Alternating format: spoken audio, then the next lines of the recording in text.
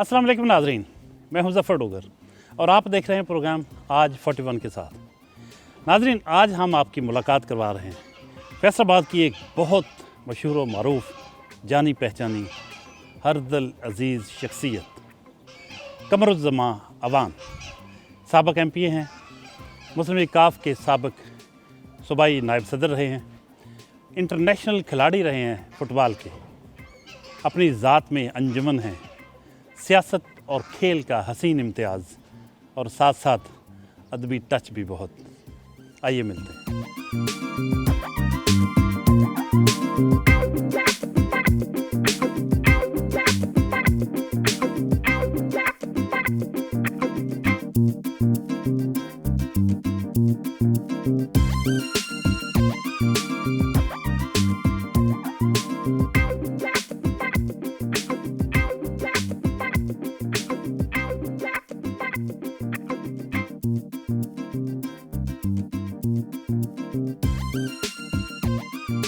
अस्सलाम वालेकुम अवान साहब। हाँ जी, कैसे हैं आप? अल्लाह का एहसान सर। माशाल्लाह, आज आपको देख के तो बड़ी खुशी हो रही। आप तो वैसे ही स्मार्ट के स्मार्ट जैसे हुआ करते थे जवानी में। अल्हम्दुलिल्लाह, क्या राज है? अल्लाह का करो। ये बताइए कि आप फैसलाबाद में पैदा हुए थे? नहीं सर, मेरी पैदाइश है तकरीबन पाकिस्तान की, 47 की? नहीं 45 की, हिंदुस्तान में समझ लो, जलंधर में पैदा हुआ था। पाकिस्तान जब आए तो यहीं आके आबाद हुए? हाँ जी, सबसे पहले तो हम पहला साल हाफजाबाद में था, उसके बाद इधर आ गए क्योंकि मेरे वालिद मोहतरम पार्टीशन से पहले यहाँ पोस्ट मास्टर जनरल थे डाकखाने के लाइनपुर में। उनको इस शहर का पता था, तो इधर आकर ये जो बोले की झुग्गी है, ये सारी ज़मीन मेरे वालिद मोहतरम के पास थी। मेरे वालिद मोहतरम ने फिर अपनी बरादरी को सारी को तकरीबन 500-600 घर होगा जिनको आबाद किया, वो जगह सारी दे के, जिसका नाम बोले की झुग्गी है। उसके सरबराह मेरे वालिद मोहतरम है मलिक अली अहमद अवान और बाबा बोला जी। उन्हीं के नाम पे ये बोले उन्हीं जो के कि नाम पे ये झुग्गी है, उन्हीं के नाम पे ये चौक है। अच्छा, आप कहाँ तक तालीम हासिल की और कहाँ से की? मैं BA तक गया था। जब BA का इम्तिहान आया तो उस वक्त RCD थी, टूर्नामेंट फुटबॉल का, पाकिस्तान, टर्की और ईरान का। उधर टूर्नामेंट था, उधर इम्तिहान था। मैंने इम्तिहान छोड़ दिया तो टर्की खेलने के लिए चला गया, तो BA फिर मैं नहीं कर सका। और पढ़ते कहाँ थे आप? इस्लामिया कॉलेज फैसलाबाद। उन लारिया दिनों इसका ये रूज पे थे और खान हशमत अली खान प्रिंसिपल थे। बहुत बड़े आदमी, बड़े अजीम आदमी थे और इस कॉलेज की 10 टीमें थी। उन दिनों इस मुल्क में, पंजाब में ख़ास तौर पे बहुत शौक था स्पोर्ट्स का। बड़े कंपटीशन होते थे, बहुत मुकाबले होते थे। आप भी तो खेलते थे? क्या खेल? मैं फुटबॉलर था।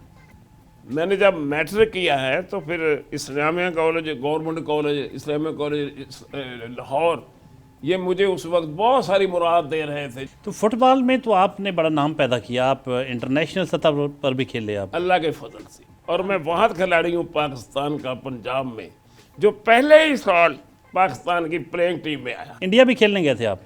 गया था। आपके फ्रैक्चर इंडिया में ही हुआ था? मैंने मेरे जो घुटने पे चोट लगी थी, ये बर्मा रंगून एशियन कप में लगी थी 17 दिसंबर 1967। उस वक्त पाकिस्तान में फुटबॉल बहुत अरूज पे था। ये हॉकी को, क्रिकेट को कोई नहीं जानता था। मैं 64-5-7 की बात करता हूँ।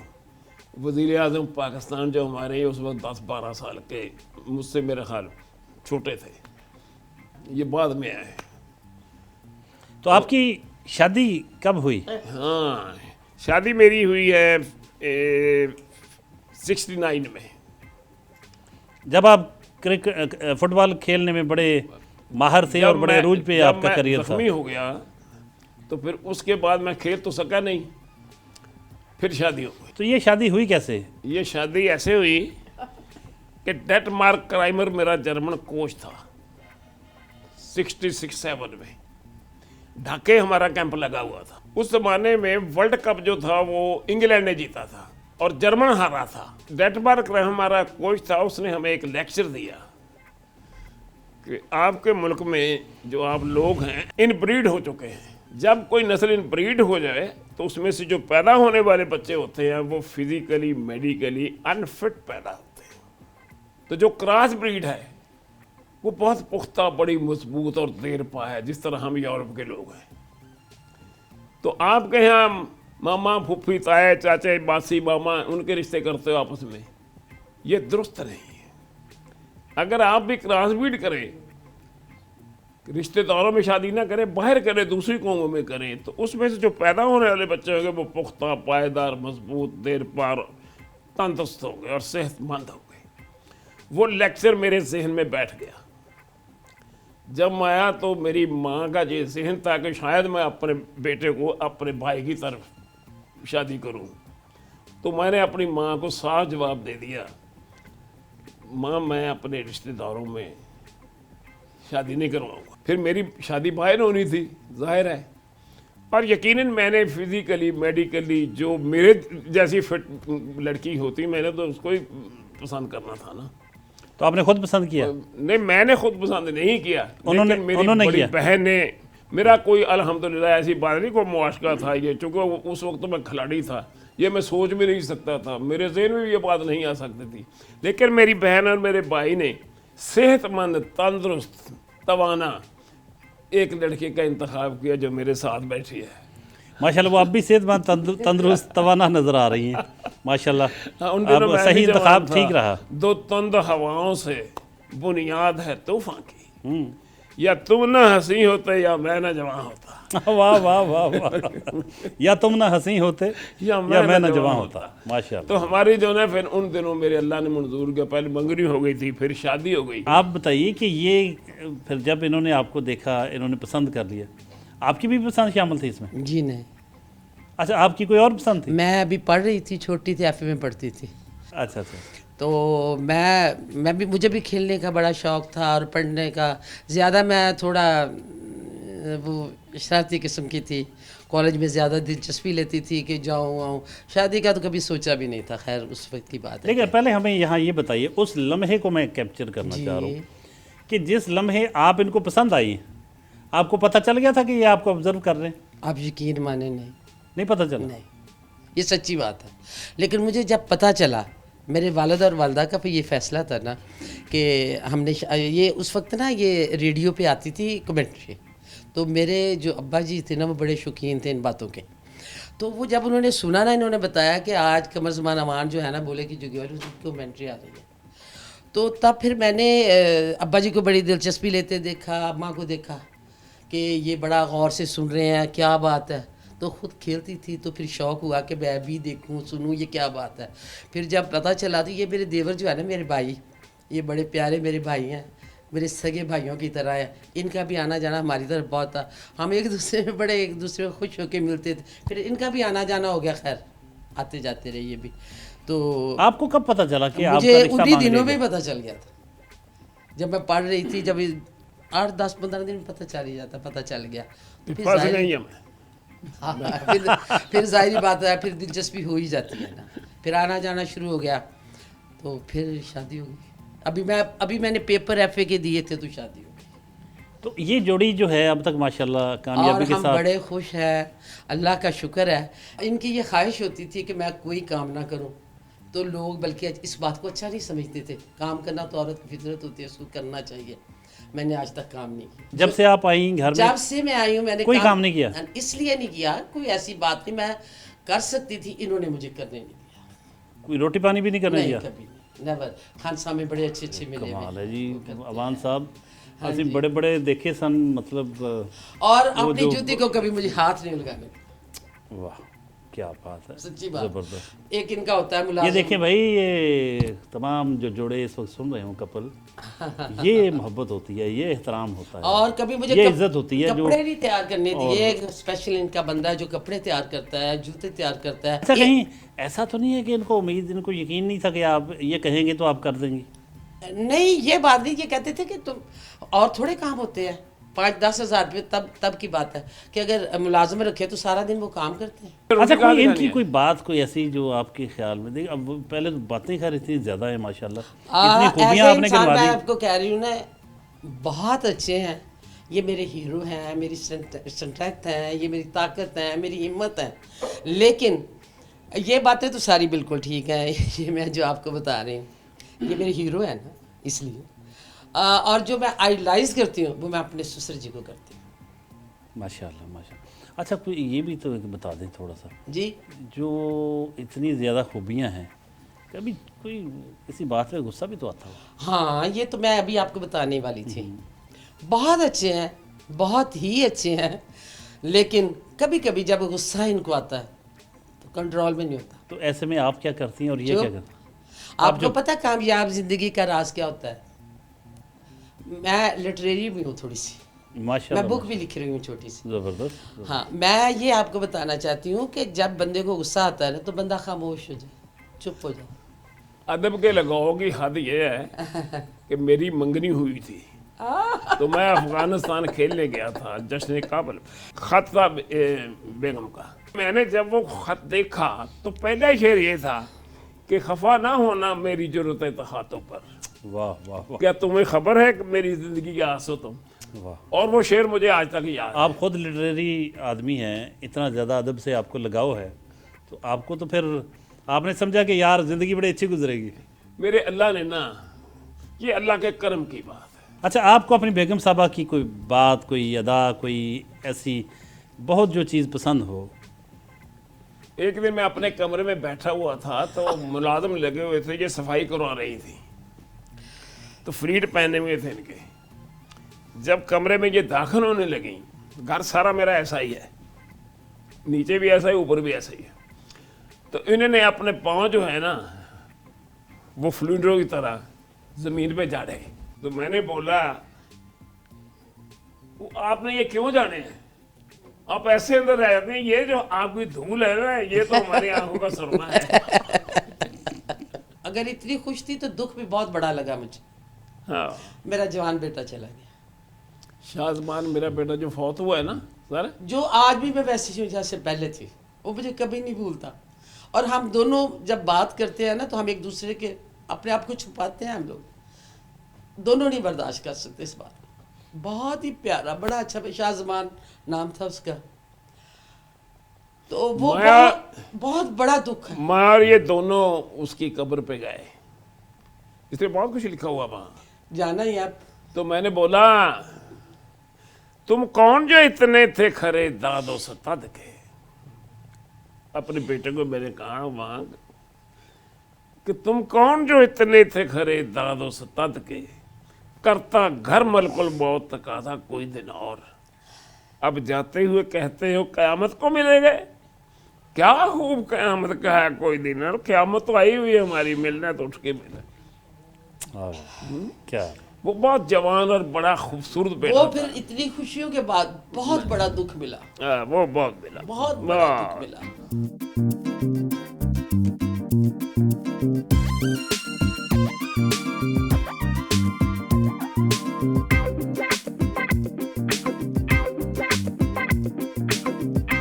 जी, नाश्ते की मेज़ पर मौजूद हैं और कमरुज़्ज़मा अवान साहब हैं, उनकी अहलिया मोहतरमा हैं, उनके भाई हैं, भतीजे हैं अहलिया मोहतरमा के, अली अवान साहब, और एक साथ मकामी पॉलिटिशियन है रिजवान साहब। कुछ बातें उनसे भी करेंगे और कुछ यकीनन हम खाने पीने के बारे में भी अवान साहब की आदत क्या हैं इस बारे में बात करेंगे। सबसे पहले रिजवान साहब, आप कुछ कहेंगे कमरुज़्ज़मा अवान साहब के हवाले से, कुछ दो जुमले हमें अनायत फरमाएं। अगर इनके बारे में कुछ कहना चाहे ना तो मेरे ख्याल से अल्फाज ही नहीं मिल सकते। इतने शफीक, इतने हम्बल हैं। नौजवान सियासतदान अली अवान साहब, उनसे जानते हैं वो किस तरह देखते हैं। ये हमारे लिए, बल्कि ख़ास तौर पर मेरे लिए, मुझे सियासत का अगर शौक़ हुआ है तो वो बेसिकली कमरुज़्ज़मान अवान साहब जो मेरे मामू हैं उनको देख के हुआ है। और मैं समझता हूँ कि ये हमारे लिए एक बहुत बड़ा सबक है। आप क्या कहेंगे कमरुज़्ज़मा अवान साहब के बारे में? सर हमारे तो बड़े हैं ये, हम तो शुरू से, हमारी माशाल्लाह अल्लाह का शुक्र है, इतना प्यार मोहब्बत करते हैं। इमदाद अवान साहब कमरुज़्ज़मा अवान साहब के छोटे भाई हैं और वो भी फुटबॉल के कौमी खिलाड़ी रहे हैं। कुछ कहिएगा जी बड़े भाई के बारे में। शुक्र साहब, ये जो आप मुझसे सवाल कर रहे हैं कि कुछ कहें, ये मेरे भाई अजीम भाई हैं, और ये भाई नहीं है मेरे, ये मेरे बाप भी हैं, मेरे दोस्त भी हैं। और जिस तरह इन्होंने मुझे पाला, मेरा ख्याल है अल्लाह ताला इनको हयाती दे, अल्लाह ताला इन पे अपना रहम करम करे, सेहत वाली ज़िंदगी दे, अल्लाह सबको ऐसा भाई दे। आपसे तो हम पूछेंगे, इनकी बाकी बातें तो हुई, आप अभी कोई खाने पीने के हवाले से बताएं। ये तो आपने तो कुछ खिलाया नहीं सारी ज़िंदगी इनको, तो लेकिन मेन्यू तो आप करती होंगी ना अरेंज के, हाँ, मेन्यू मैं ही करती हूँ, सही सही कि भाई ये इनकी पसंद नापसंद जी, को जी, देखते हो, जी, तो जी, क्या पसंद करते हैं ये? जी। ये पहले तो खाने पीने के बहुत शौकीन थे, पहले ये बाईपास हुआ है ना इनका, उसके बाद थोड़ा हुआ कंट्रोल किया, लेकिन अब भी पहले क्या खाते थे, अब क्या खाते पहले तो बहुत हर वक्त गोश्त, मुर्गे, ये वो देसी चीज़ें खाते थे। तो अब जब से डॉक्टर ने मना किया है, तब से थोड़ा डाइट पे कंट्रोल किया हुआ है। फैमिली के हवाले से कुछ कहें, आपके बारे में बड़े खूबसूरत जज्बात का इजहार किया गया। यहाँ तक मेरे छोटे भाई का ताल्लुक है, ये तो मेरी जान है ना, मेरी जिंद है ना। ये छोटा था जब मेरे वालिद मोहतरम फौत हो गए, छोटा था। फिर इसने एमए तक तालीम हासिल की गवर्नमेंट कॉलेज में। उस ज़माने में मेरी शादी भी हो चुकी थी, फिर जब मेरी हो गई थी तो उस ज़माने में इसको मोटरसाइकिल जो था वो बेगम ने, ये बहुत प्यार करते थे। और 200 रुपया माहवार, ये उस वक्त की बात मैं करता हूँ, इसको मंथली खर्च दिया करते थे। इसका अपना एक कमरा होता था और इसने बहुत प्यार से पाला। फिर इसकी बड़े प्यार से शादी की और इसकी बारात हम कलेक्टर कस्टम नूर मोहम्मद अवान, वहाँ इनकी शादी कलेक्टर के कराची हम बारात ले गए। तो फैल नियाजी को और साथ तो लेके, फैल नियाजी गाय को भी साथ ले गए। अच्छा, हाँ, और वापसी फिर यहाँ मेहदी हसन और गुलाम अली, गुलाम अली, उन दोनों को बुलाया इसकी यूसुफ शादी फतेह में। अली। अच्छा, क्या नुसरत फतेह अली ने बल्कि उन्होंने तो मेरा भी सिरा गाया था। ये देखो कैसा सजा है सेरा, हंसी है दुल्हा हंसी है सेरा, याद है मुझे पुराना।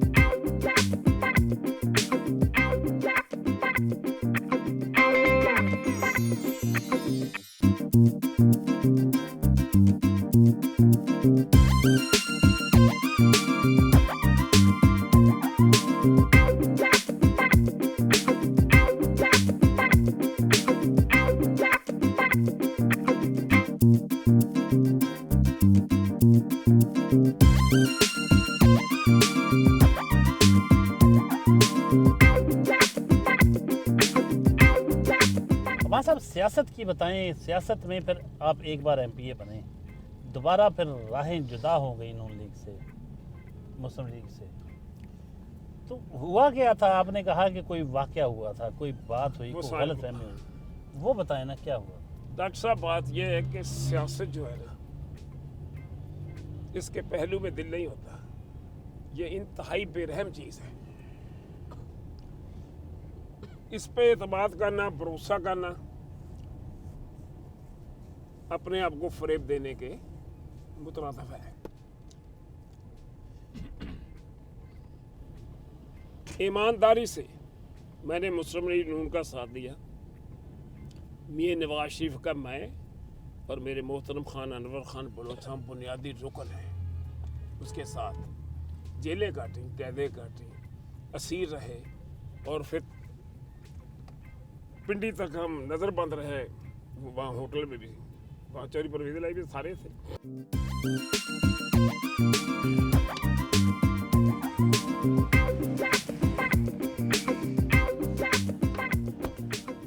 इकबाल स्टेडियम फैसलाबाद पहुँचे हैं। यहाँ कुछ यादें वाबस्ता हैं। इस स्टेडियम को जब बना था ये, तो एक क्रिकेट मैच हुआ था, टेस्ट मैच पाकिस्तान और सऊदी अरब की टीमों के दरमियान, फुटबॉल का मैच। उस मैच में हिस्सा लिया था। आइए आपको स्टेडियम दिखाएं और कुछ यादें ताज़ा करें।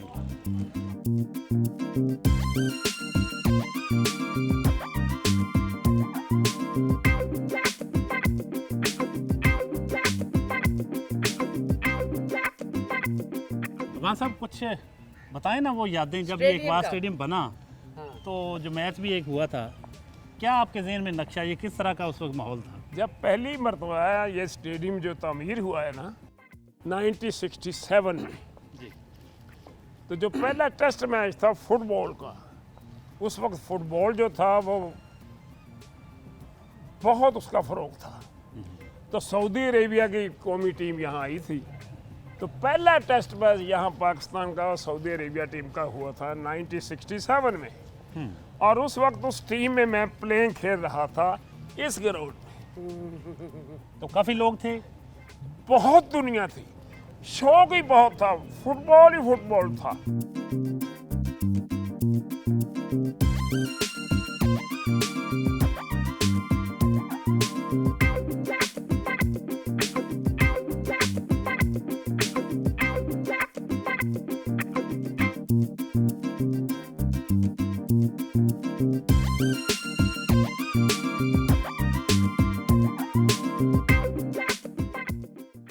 कब्रिस्तान पहुँचे हैं। यहाँ अवान साहब के साहबजादे मदफून हैं, शाह ज़मान। उनकी कब्र पर फातह पढ़ेंगे। आइए अवान साहब।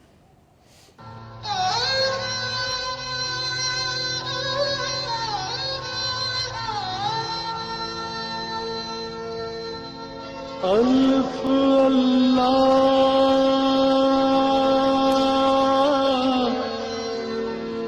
चंबे दिल बूटी मेरे मन विच मुर्शद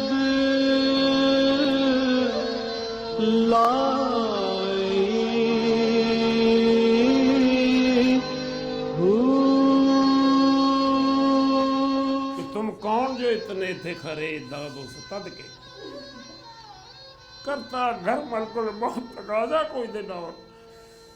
अब जाते हुए कहते हो कयामत को मिलेंगे, क्या खूब कयामत का है गोया कोई दिन। कयामत तो आ गई, मिलना तो बेटा उठ के मेरे।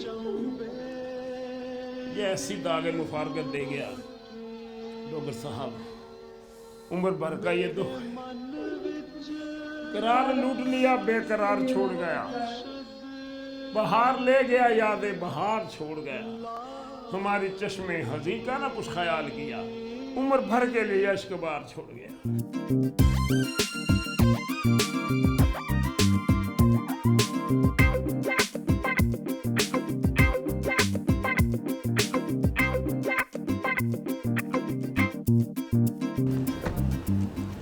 डॉक्टर खालिद इम्तियाज़ बलोच साहब की रहायशगाह पर पहुँचे हैं।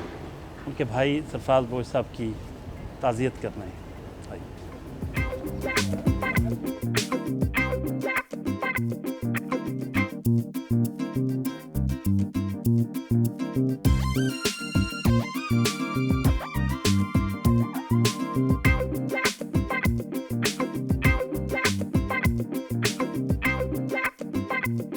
ये मोहम्मद अनवर अली ख़ान बलोच, आपके दोस्त भी, आपके बुज़ुर्ग भी, इस शहर पे बहुत अरसा एक तरह से उन्होंने राज किया। उनकी सियासत, उनकी समाजी खिदमात बहुत ज़्यादा हैं। आपका तो ख़ास ताल्लुक़ था उनके साथ। खान साहब जो थे वो मेरे बाप की तरह थे, बड़े भाइयों की तरह थे, मेरे असीम दोस्त थे। मेरे बगैर वो रह ही नहीं सकते थे, इस कदर प्यार करते थे। मैंने ज़िंदगी में अगर अपना कोई आइडियल बनाया तो खान अनवर अली ख़ान बलोच बनाया। डॉक्टर साहब, आपके वालिद साहब के साथ बहुत ख़ास ताल्लुक़ था कमरुज़्ज़मा अवान साहब का। कोई शक नहीं। आप अवान साहब की शख्सियत के बारे में कोई दो जुमले कहिएगा, किस तरह से जानते हैं, किस तरह से इनकी शख्सियत को आप लेंगे? मैं अवान साहब की शख्सियत इस तरह से बयान करूँगा कि अगर अनवर अली ख़ान बलोच एक समुंदर थे तो अवान साहब दरिया से कम नहीं थी उनके हिस्से में। इन्होंने खान साहब से जो वफ़ा निभाई उसकी कोई मिसाल नहीं है। मैं आपको वो मिसाल बताता हूँ। वो हमारे ही शहर के, इनकी बरादरी के हैं, कयूम अवान साहब। कयूम अवान साहब वो लंबी बात नहीं करते, वो जीते मोहम्मद इन कुल्फ़ियों वाले से, उन्होंने मुबारकबाद दी वाले साहब ने। तो उसने कहा मैंने तो अनवर ख़ान बलोच तुमको जीता है, कमरज़मान अवान को नहीं जीता, अपना कयूम अवान को नहीं जीता। वालिद साहब ने उसमें गिनती की, एप्लीकेशन दी, अल्लाह के फजल 5वीं गिनती में वो हार गए।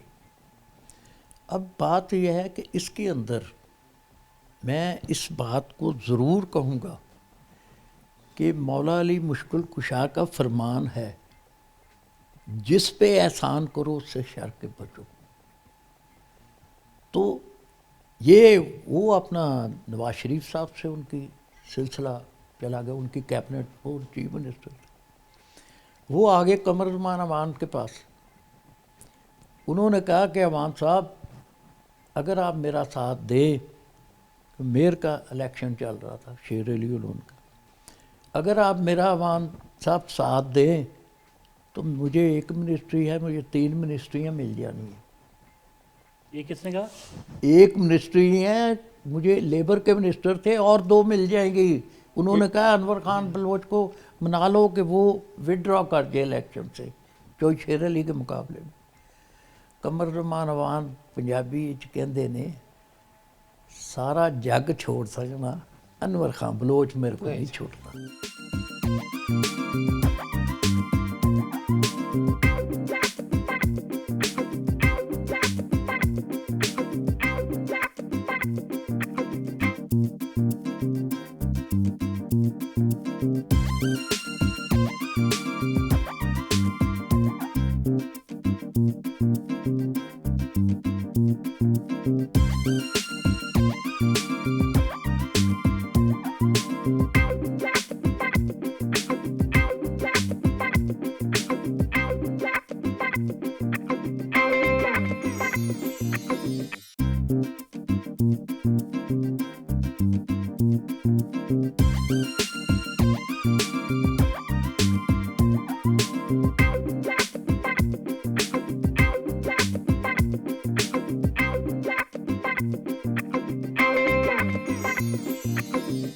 अवान साहब, कभी आपने इतना, आपको सुर से, साज से इतना आपको ये चीज़ें अच्छी लगती हैं? ज़ाहिर है हर जो सलीमुल फितरत शख्स है वो उसको ये चीज़ें अपील करती हैं, फैसिनेट करती हैं। आप ये बताइए, कभी खुद भी गुनगुनाया? कभी गुनगुनाया भी? हाँ, कुछ थोड़ा सा हमारे मगर नहीं, जब मैं तालिब इल्म था, खिलाड़ी था, कोई खिलाड़ी इस दुनिया में ऐसा नहीं है जो खिलाड़ी है, कौमी खिलाड़ी है, जो अच्छा गुनगुनाता ना हो और अच्छा डांसर ना हो। आप डांस भी कर लेते थे? ओह, हमारा तो काम ही डांस था ना, हम खिलाड़ी जो थे। हाँ हाँ हाँ, बोलते नहीं हो तो गा भी लेते थे? कमाल का। तो आज थोड़ा सा हो जाए? नहीं, सवाल है, अब कुछ ना तो कुछ बुसरा हो जाऊंगा ना। नहीं, कोई बात तो नहीं, बोलते नहीं। तो कोई, हम कौन सा यहाँ मुकाबला जीतना, कोई चीज़ जो अपनी मर्जी से सुना दें आज। दर्दां दी मारी जिंदड़ी अली ले, हाँ, सुभान अल्लाह। दर्दां दी मारी जिंदड़ी अली ले, वाह। ओ सोहना ने मिलदा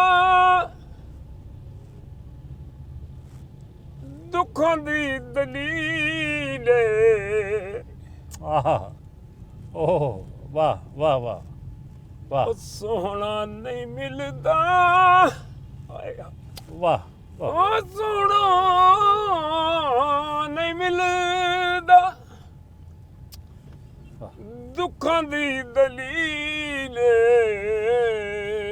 हाय हाय हाय दर्दां दी मारी जिंदड़ी अलील वाह वाह वाह वाह वाह दर्दां दी मारी जिंदड़ी अलील। क्या बात है, क्या बात है, क्या बात है वहाँ पर।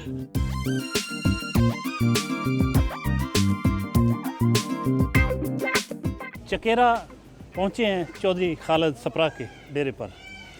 ये वो डेरा है जहाँ अवान साहब कबूतरबाजी का शौक़ करने आते हैं। यहाँ बहुत ज़्यादा इनका शौक़ है कबूतरबाजी का, तो इस डेरे पे आके कबूतरबाजी का शौक़ पूरा करते हैं।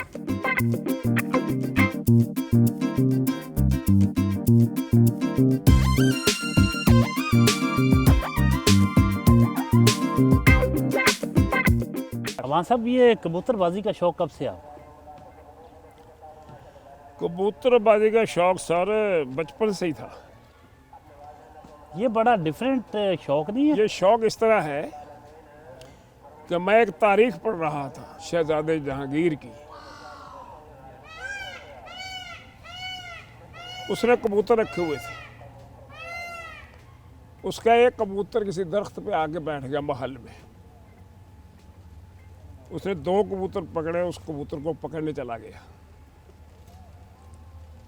तालाब के किनारे मलका नूरजहां शेर अफगन की बीवी खेल रही थी। जहांगीर ने अपना एक कबूतर उसको पकड़ाया, दूसरा हाथ में लेकर ऊपर चढ़ गया पकड़ने के लिए। दोनों कबूतर को पकड़ा के ऊपर चला गया। जब नीचे आया तो एक कबूतर नूरजहां के हाथ से निकल गया। उसने पूछा मेरा कबूतर कहाँ गया? उसने कहा उड़ गया। कैसे? उसने कहा ऐसे। इसी अदा पे उस पर फिदा हो गया, निसार हो गया। शेर अफगर को उसने कत्ल करवाया और नूरजहां को अपनी मलका बनाया। और तमाम उम्र उसकी मोहब्बत और उसके इश्क में उसने ऐसा इंसाफ किया, ऐसी हुक्मरानी की कि सुभान अल्लाह। एक कबूतरां दी इब्तदा जिहड़ी है ये नूरजहां तो हो जहांगीर है। असी उन्हों दे आशिक हाँ। अगर आप अल्लामा इकबाल के जो खतूत हैं उनको पढ़ो तो आपको पता चलेगा कि उनको कबूतरों का कितना शौक था।